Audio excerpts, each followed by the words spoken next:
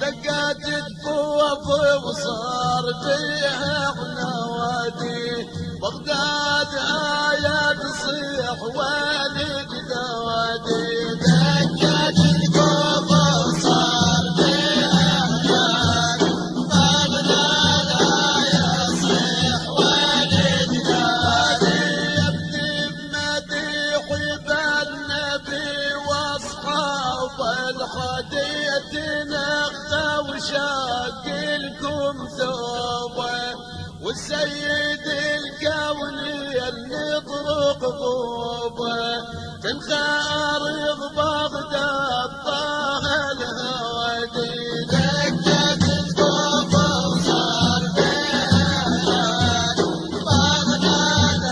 يصيح والد نادي قلت لله الواحد المعبود انخى الصحابه للكرم والجود وانا ابو بكر بالدرك مشهودي عثمان ذي النورين عدل مراودي دقت الثوب وصار فيها بغداد يصيح والد نادي تصرخ ارضنا اليوم يا اهل الغيره سيدي بن خطاب صرنا بحيره كفر يهددنا بنص الديره ونقيا بالحزن نشوف الحوادي دقت الثوب وصار فيها بغداد يصيح والد نادي جبر ظلم جابوا علينا وصار يريدون شل حوالنا يا باري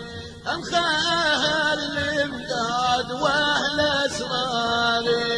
كفر تعدى وصيحت يد دوادي دقت الثوب وصار فيها بغداد يصيح والد نادي جسر الاسلام الماتعب عباره ترضون يتمسخ بهالقذاره لمخى علي الهادي وريت اسراره تصل علينا اليوم بها نوادي دقت الثوب وصار فيها بغداد يصيح والد نادي على الخزي حالة الجف وجدوده بيوم الضياج ما طقت البارودة بغداد تنخصيح كل من زوده وانا ابو صالح قال عدو رد وادي دقت الثوب وصار فيها بغداد يصيح والد نادي وانا ابو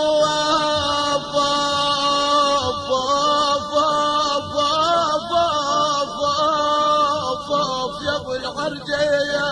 ابو خبري بها الاسباع يوم الشده يكسرون قد مال الوقاف وتحدى وانا ابو محمد ما سمعت الرده صح الخضر عجل الفزاع ومدوادي دقت الثوب وصار فيها بغداد يصيح والد نادي تركب ذلول الساكنه الغربيه عالشيخ ابو مقلد ترك حربيه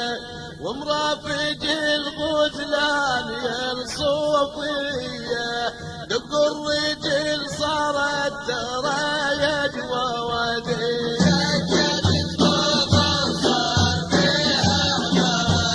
بغداد يصيح والد نادي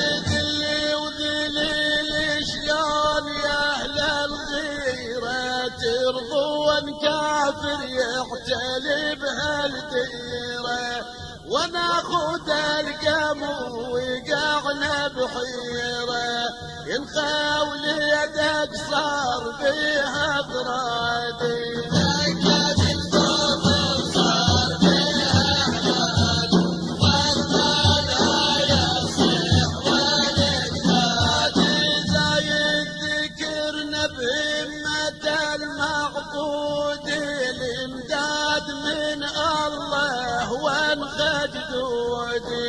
فزع العابد ريحان والمسعودي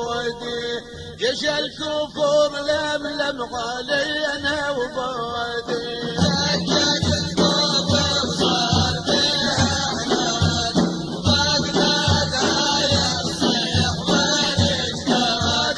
سهم الهدر يا شيوخ حال الثاني ونخلي ومثلولي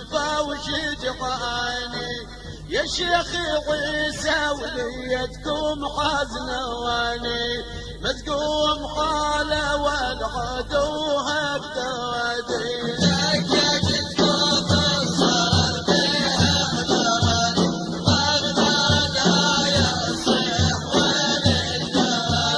شكوانا للباري عظيم الشاني خفف علينا بالنبي العدناني ويشيل كربات الهضم واحزاني يحشرنا بالميزان يما الهوادي